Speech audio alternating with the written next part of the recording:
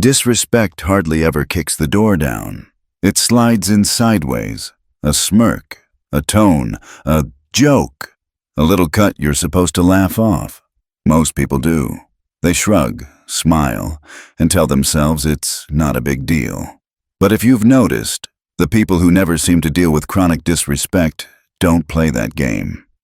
They understand something most of us were never taught. Respect isn't handed out like candy. Respect is enforced. Here's the real dynamic. When someone disrespects you, they're not just poking at your ego. They're running a test. They want to know if you'll defend your ground or if you're safe to push. Every pass you give them answers their question with a yes. Not yes to peace, not yes to maturity, yes to weakness. Yes to, you can get away with that. And once that frame is set, it gets repeated. People learn fast when there's no cost.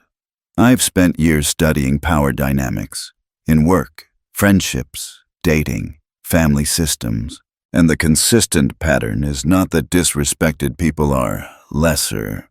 Often, they're the kindest, most capable, most helpful humans in the room. The problem is they think niceness and tolerance are the same thing. They're not.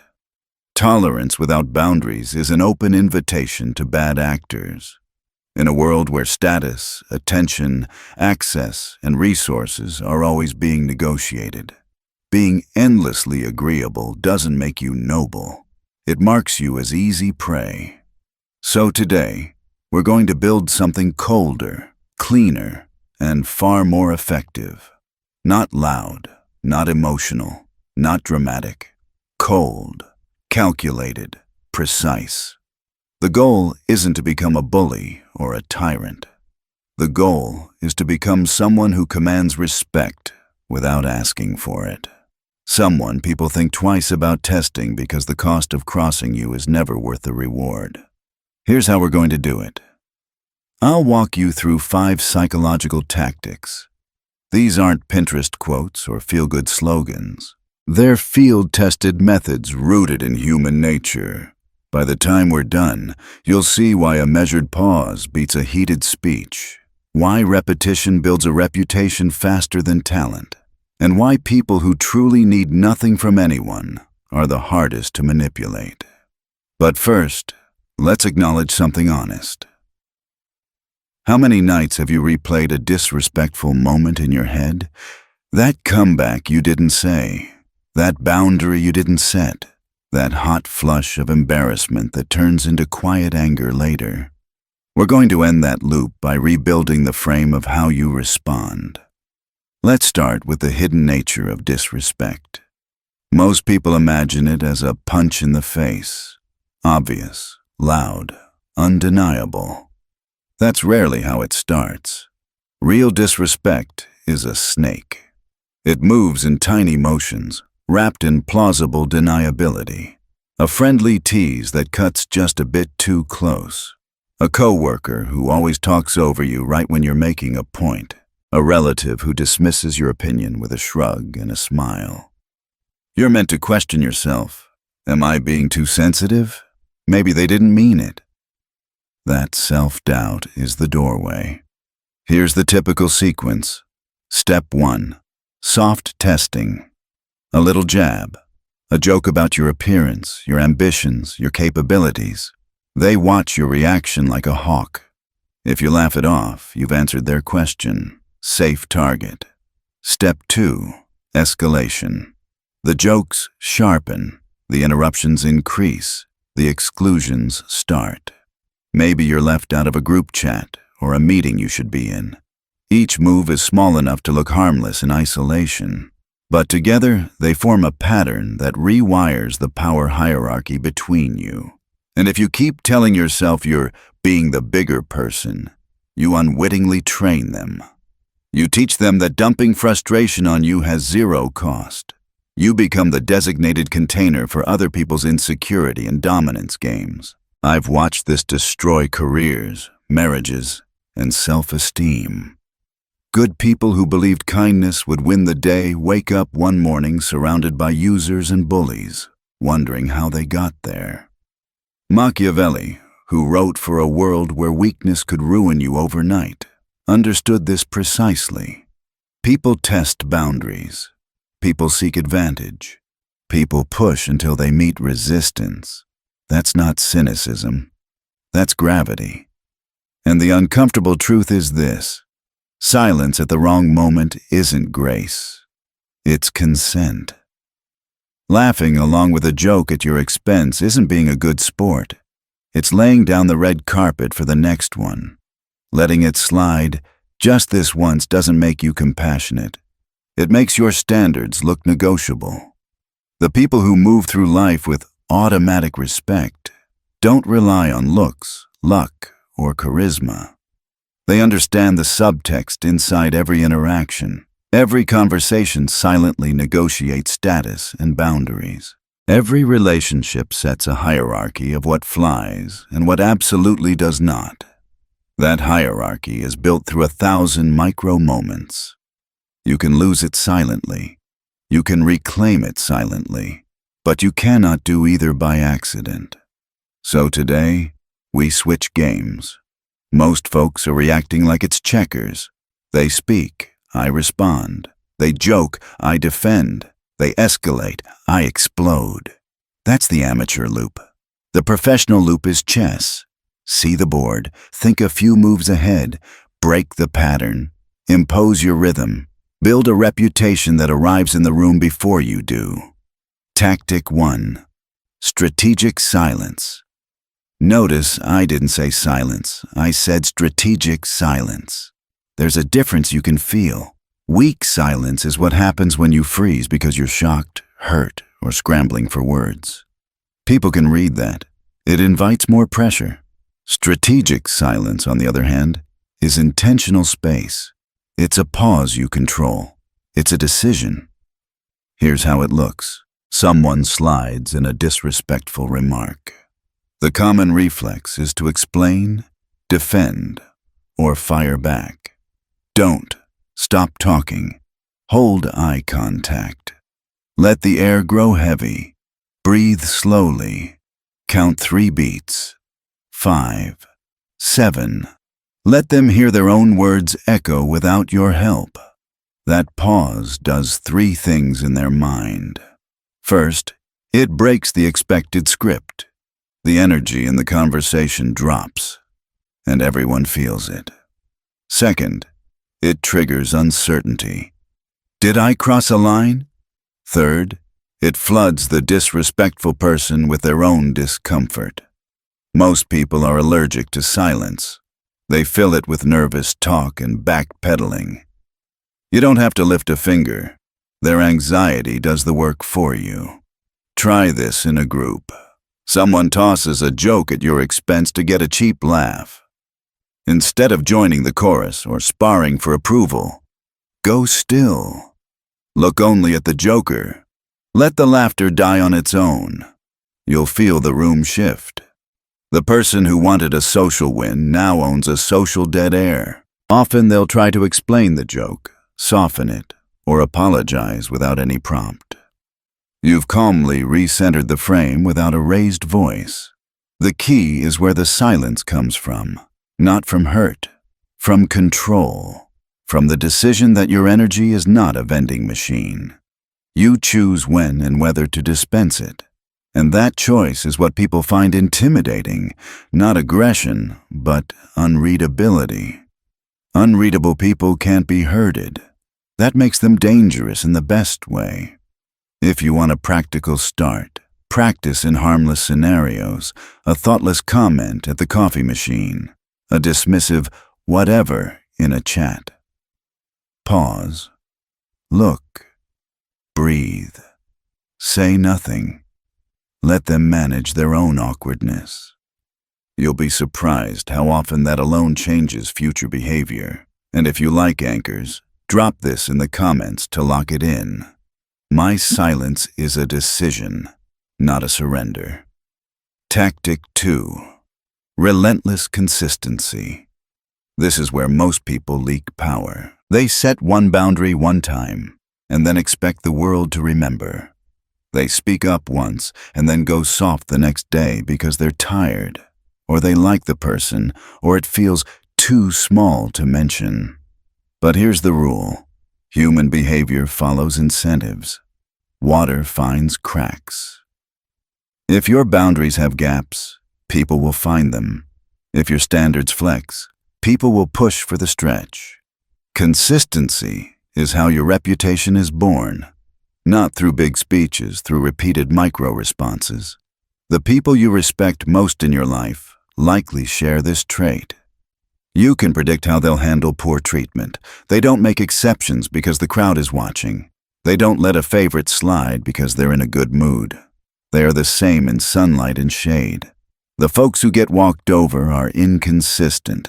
They get firm on Monday, cave on Tuesday, ignore it Thursday, explode Friday. That slot machine unpredictability invites more testing. Maybe this time they won't call me on it. And so, the cycle continues.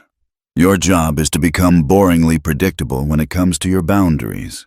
Same gesture, same tone, same consequence, always. Examples. If someone interrupts you, you stop speaking immediately and turn your attention to them. Then you finish your point only when they're done. Every time. If someone makes you the butt of a joke, you never laugh. Not a smile, not a flinch. You resume the conversation with the next person as if no words were spoken. Every time. If someone tries to emotionally offload on you when you're working, you say, "I hear you, I can't talk right now," and you return to your task. Every time. Do this long enough and something effortless happens. Other people start policing themselves around you. They adjust not because you're scary, but because you're stable. Stability is power. Stability is relief. People learn there's no negotiating your standards, so they stop trying. Relationships get cleaner. Meetings get calmer. And the drama that thrives on your inconsistency withers because it has nothing to hook into. If you want to begin immediately, pick one form of disrespect you've been tolerating. Chronic lateness, talking over you, the "just kidding" digs. Decide your one response. Use it every single time for the next 30 days. Watch how fast the pattern changes when the slot machine stops paying out. Tactic 3. Disproportionate, clear consequences. This is the separator. It's the line between people who get reflexive apologies and people who get endless misunderstandings. When someone disrespects you, an equal and opposite response seems fair, but it's forgettable. If they lob a snarky line and you lob one back, it becomes just another exchange. More noise in a noisy day. Real change requires a response that stands out in memory. Not louder, clearer, not hotter, colder, not chaotic, controlled. Think about how the human brain tags experiences. We remember things that violate our expectations.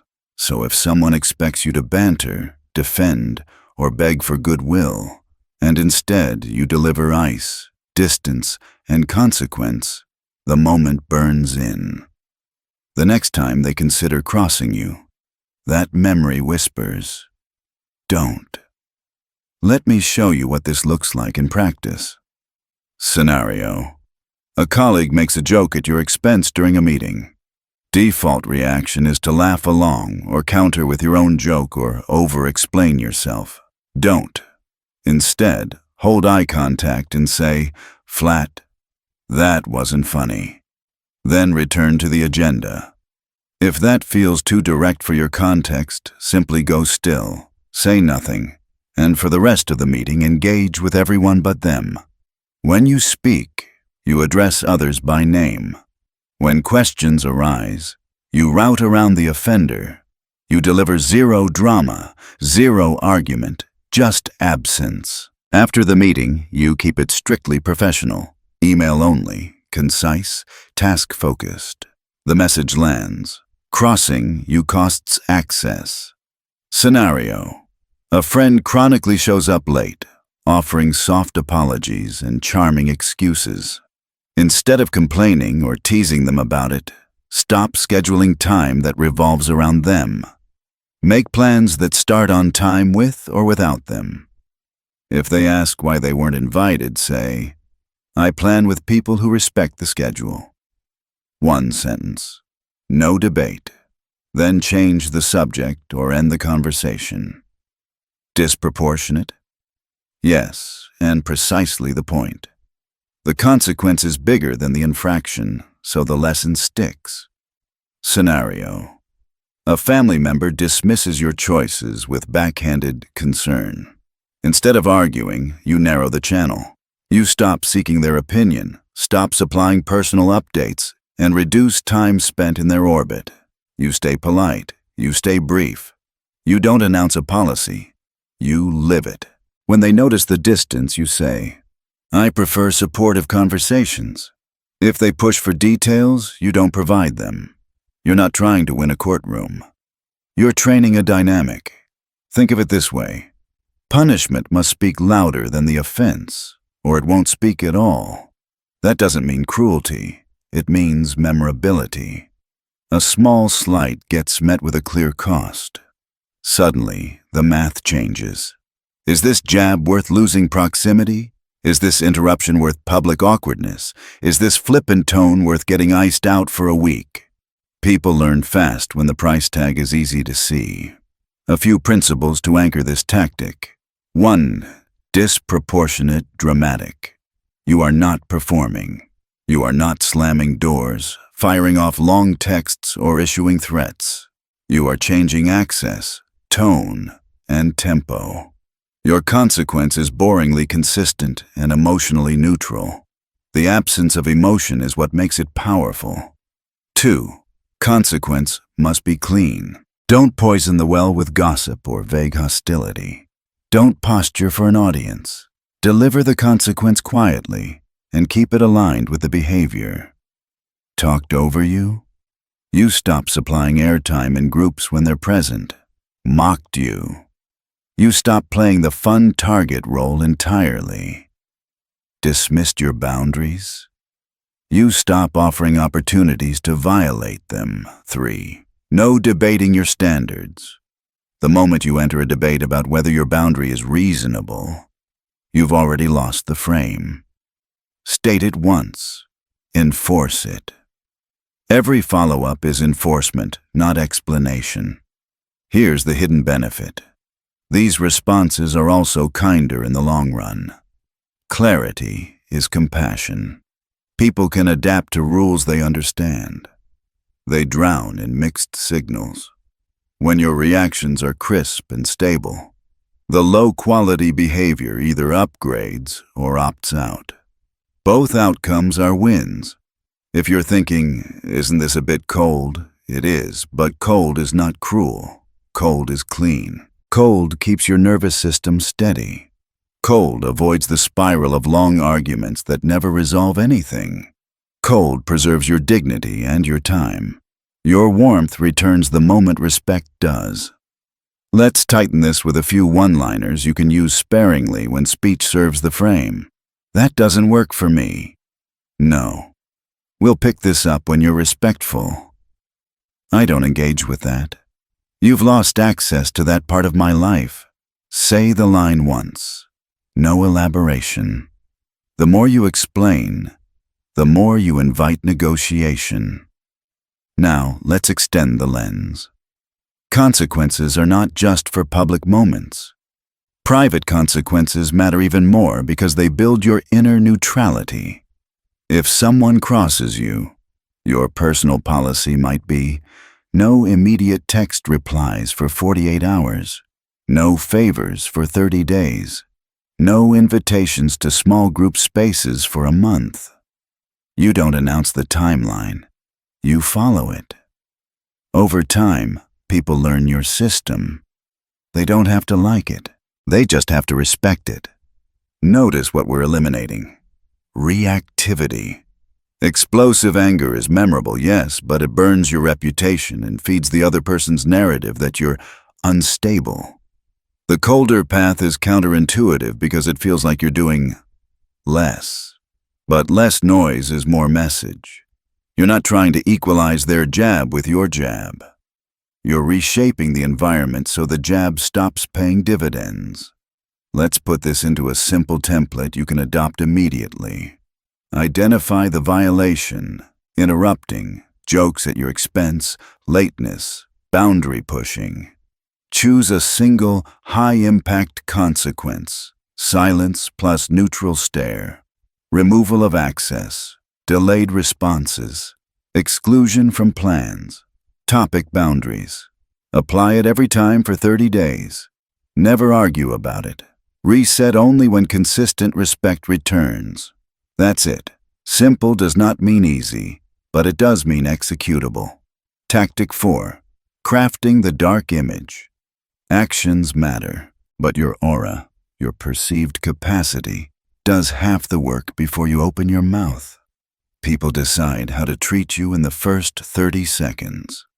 Posture, pacing, voice, eye contact, economy of words, how you occupy space, how you hold silence, whether you broadcast need or broadcast choice. Your image is not a costume. It's a pattern people can trust. You're not trying to scare people. You're communicating a quiet, unmistakable proposition. Testing me is expensive. That message doesn't come from scowls or bluster. It comes from the absence of scramble, the lack of chase, the refusal to over-explain. It's the steady, deliberate cadence of someone who has already decided what they will and won't tolerate, and will keep deciding the same thing tomorrow. Here are the signals that build that image, brick by brick. Gait and posture. Shoulders relaxed, chin level. No rush. You arrive like time is your ally. Voice and pacing. Measured, unhurried, concise. You don't stack nervous filler. You let sentences land. Eye contact, soft but steady. You break eye contact when you choose, not when discomfort chooses for you. Hands and stillness. Minimal fidgeting. You let stillness do some of the talking. Economy. You don't over-disclose, especially to people who haven't earned it. Your inner world is a gated community, not a public park. Boundary language. Short, declarative, finished. You don't spin into justifications. Recovery after conflict. Rapid baseline. You return to calm quickly, signaling that your center is internal, not dependent on anyone's reaction. Witness reactions when you behave this way. People who respect themselves will mirror your steadiness. People who live on power games will test harder once. Then they'll drift. You won't need to push them out. Your consistency will starve them of the drama they require. Selectivity is the accelerator. Be choosy with your warmth, your schedule, your attention, your second chances. Scarcity signals value. Abundance signals availability. This doesn't mean you become cold to everyone. It means your warmth is earned and therefore prized. When people learn that access expands with respect and contracts with disrespect, they start managing themselves. Public moments matter too. When disrespect shows up in front of others, think swift, calm, decisive. No lectures, no trading barbs. A short line or a longer silence, followed by an immediate pivot back to the task at hand. You show, not tell, that your standards enforce themselves. There's a reason the quietest person in the room often holds the most gravity. Noise is a bid for attention. Silence from a grounded place is a statement of possession. You already have it. Combine that with clear consequences and a stable presence, and your reputation starts to travel ahead of you. People will warn each other. Don't try that with them. Perfect. Let your name carry the boundary so you don't have to. Before we close this section, Tighten 2 habits that will erase half your friction. 1. Stop chasing.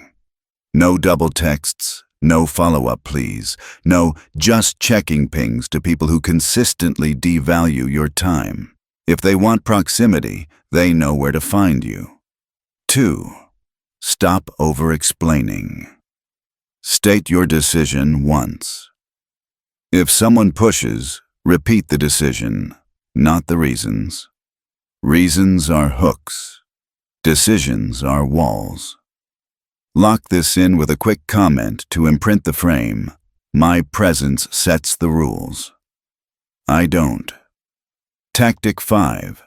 Turning disrespect into intelligence.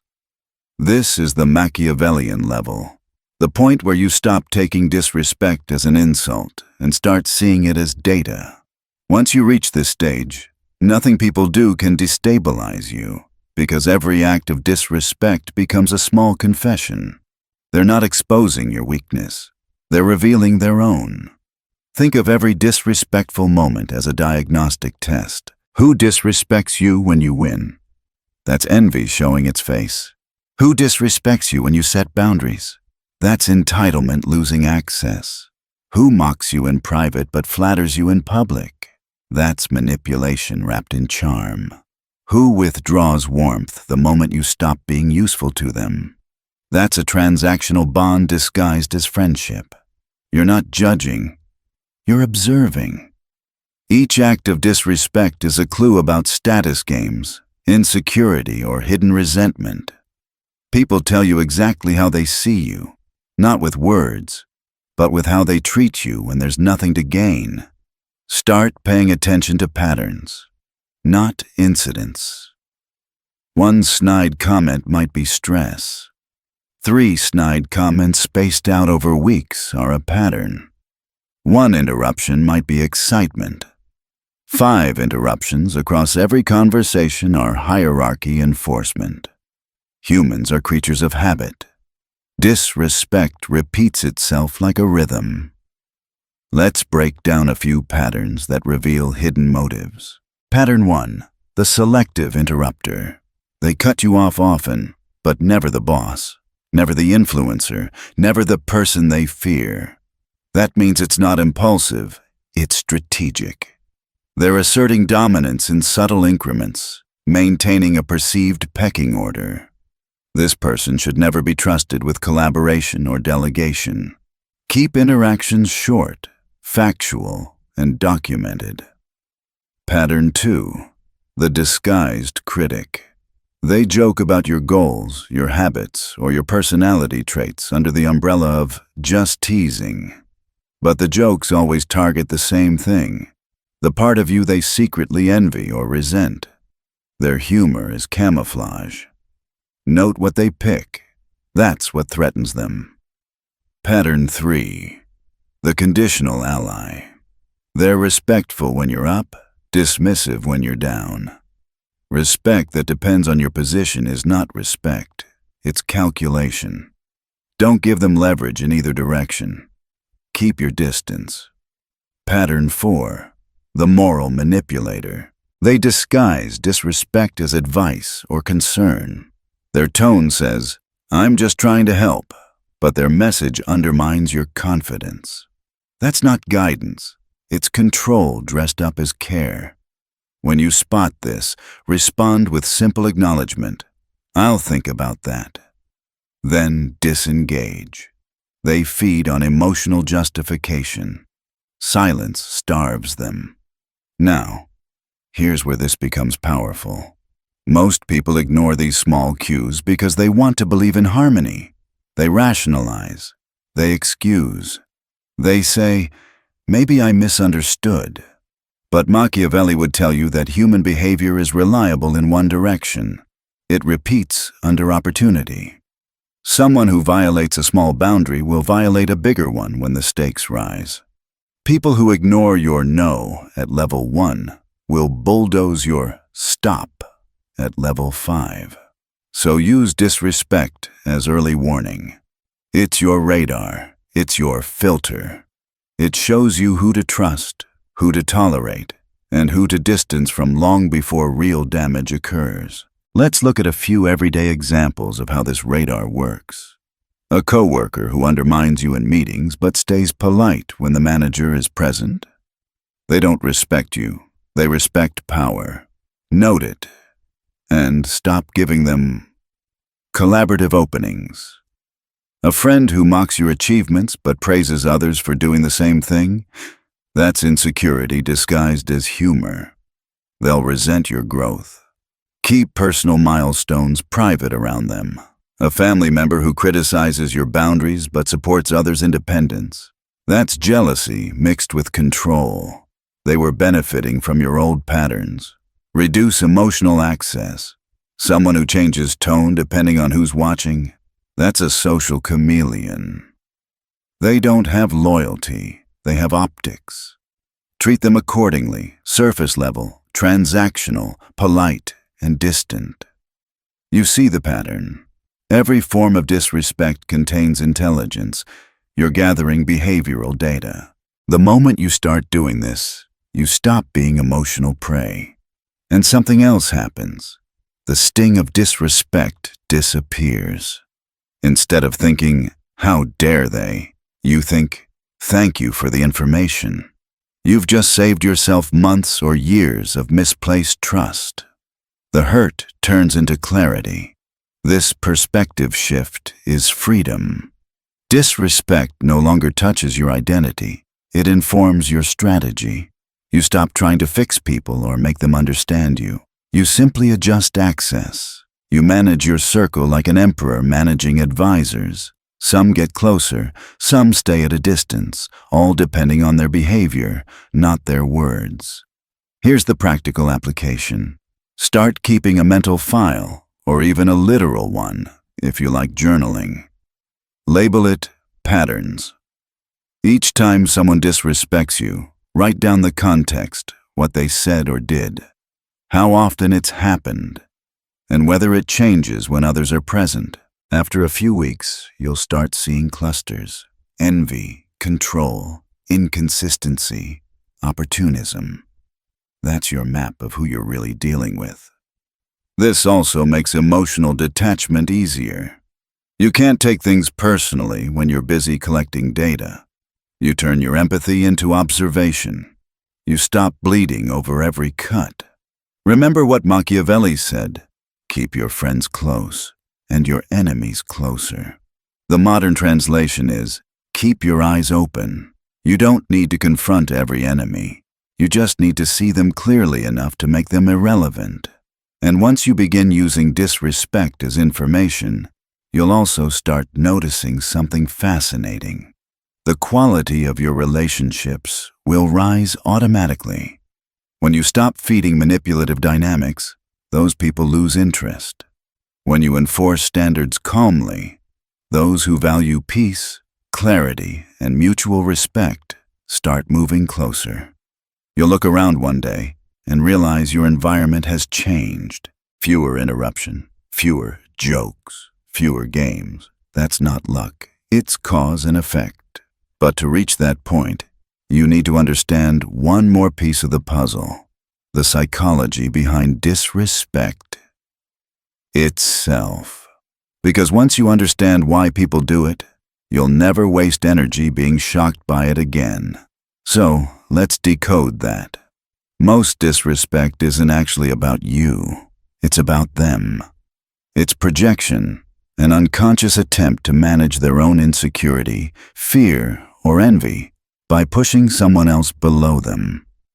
Some people disrespect because of insecurity. They can't stand seeing qualities in you they lack.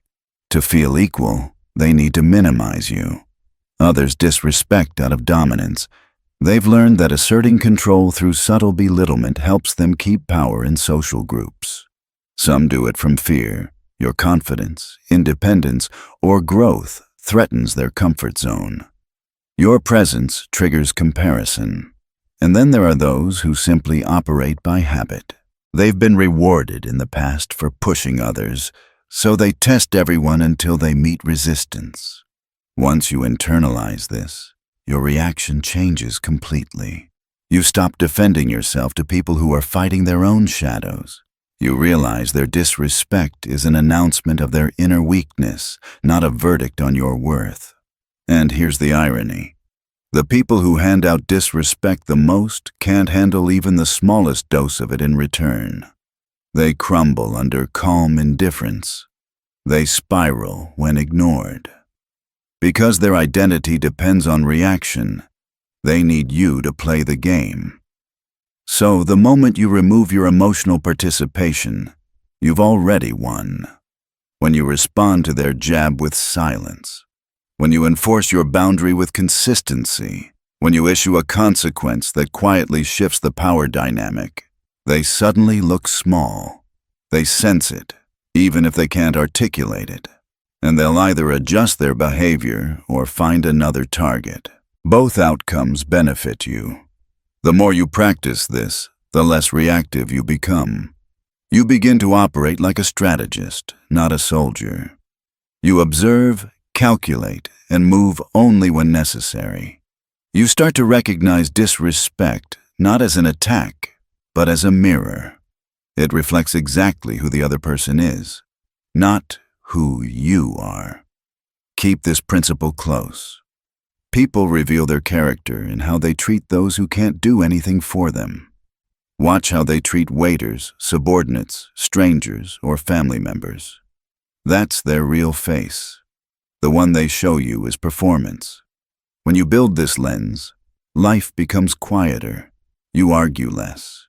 You react less. You choose faster. You invest slower. You conserve energy for people and pursuits that reciprocate your respect. Disrespect stops being chaos. It becomes clarity. Drop this in the comments to anchor it in your mind. Disrespect reveals truth. When you start enforcing respect, everything around you changes. You stop walking into rooms hoping to be treated well. You walk in expecting it. That quiet expectation shapes the energy of every interaction. It's not arrogance. It's clarity. People sense when you know your worth. Disrespectful people thrive on reaction. They rely on your guilt, your need to be liked, or your fear of conflict. They push, you explain. They jab, you defend. But when you stay calm and silent, their control collapses. They expect chaos. You give them composure. They expect argument. You give them nothing. And suddenly, the entire game breaks. Silence isn't weakness, it's a mirror. When someone crosses you and you respond with stillness, they're left facing their own behavior. It's uncomfortable for them, but liberating for you. Machiavelli understood this perfectly. Unpredictability commands respect. People can't manipulate what they can't read. When they can't predict your response, they start treating you carefully. Here's what most people miss. Every time you let disrespect pass, you train your mind to accept it. You tell yourself your feelings don't matter as much as keeping the peace. But every time you calmly enforce a boundary, you strengthen your self-trust. You teach your subconscious that you'll protect yourself. Confidence is built through these micro-decisions, not through shouting or pretending to be fearless, but through quiet consistency. It won't feel good at first. You'll feel guilt or discomfort when you hold the line. That's normal. It's the cost of rewiring old habits. You're unlearning the reflex to please. Over time, that guilt fades, replaced by calm certainty. You stop rehearsing comebacks in your head. You stop replaying what you should have said. You handle things in the moment, cleanly, without emotional residue. As your standards solidify, your environment rearranges itself. The wrong people drift away. They can't extract attention from you anymore. The right people draw closer, those who value peace and mutual respect. You stop attracting chaos and start attracting quality. That's not luck. That's the natural consequence of clear energy. Watch how the dynamic flips. Someone mocks you. You don't laugh, you go silent and move on. Someone argues to bait you, you say, "I've said what I needed to say," and stop engaging. Someone apologizes insincerely, you reply, "Thank you for acknowledging that," and nothing more. Every reaction you don't give reinforces your power. You're training others to meet your standards and training yourself to never abandon them. Eventually, you'll notice something deeper. Your nervous system relaxes. You're no longer tense, waiting for disrespect because you know you can handle it. You stop explaining yourself to people who aren't listening. You stop needing validation because your actions already confirm your worth.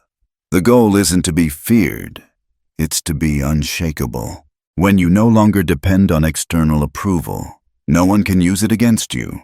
The calm person is always the powerful one. That's why people pause before testing you once they realize your silence isn't submission, it's control.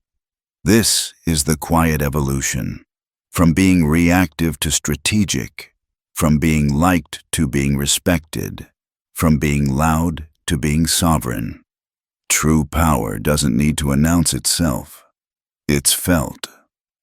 Anchor this in your mind. My calm is my weapon. My boundaries speak louder than words.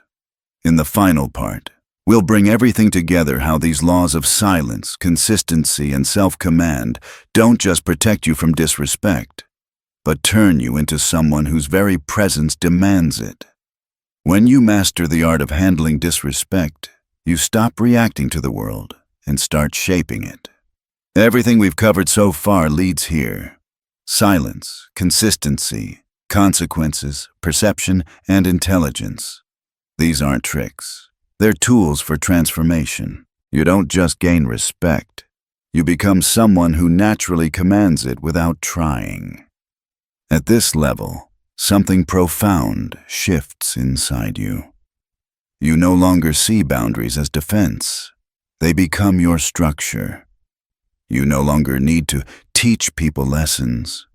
Your behavior teaches for you. You no longer demand respect verbally. Your presence enforces it effortlessly. This is what Machiavelli meant by power that sustains itself. True strength is self-perpetuating because it's internal. The beauty of this transformation is how quiet it is. There's no dramatic announcement, no speech about cutting people off. You simply stop explaining yourself. You stop over-giving. You stop chasing understanding from those committed to misunderstanding you. And people feel that difference immediately. At first, they'll test you. Old acquaintances will joke the same way they used to. They'll wait for you to laugh like before. You won't. They'll notice. Some will respect it. Others will grow uncomfortable and drift away. Let them. Every person who leaves creates space for someone aligned with your new standards. Because the truth is, people adjust to what you consistently tolerate. Once you raise the bar, your world has no choice but to rise with it. Those who can't match your frequency naturally fade. Those who value integrity will find you magnetic. Over time, this forms a new gravitational field around you. You attract loyalty, not manipulation. Collaboration, not competition. You'll realize that most of what once stressed you wasn't the world's chaos. It was your lack of clarity. When your standards become non-negotiable, life becomes simpler. You don't waste energy guessing who's safe. You already know by how they treat you. Here's what your daily reality begins to look like. You walk into rooms calmly, not shrinking, not performing. People pause when you speak, not because you're loud, but because your words carry weight. You feel less pressure to explain your boundaries. You just live them. Gossip, small manipulation, and emotional games lose their grip on you. Your relationships become fewer but sharper, built on mutual respect instead of convenience. You stop chasing being liked because you understand the paradox. The people most desperate to be liked are the ones most often disrespected. The ones who respect themselves first are the ones everyone ends up liking anyway. That's how respect really works. It flows downhill from self-command. There's another subtle shift, too. How you see conflict. You no longer fear it. Conflict becomes feedback. When someone reacts badly to your standards, it simply confirms who they were the whole time. Instead of internalizing their anger, you observe it like weather passing through, calm, detached.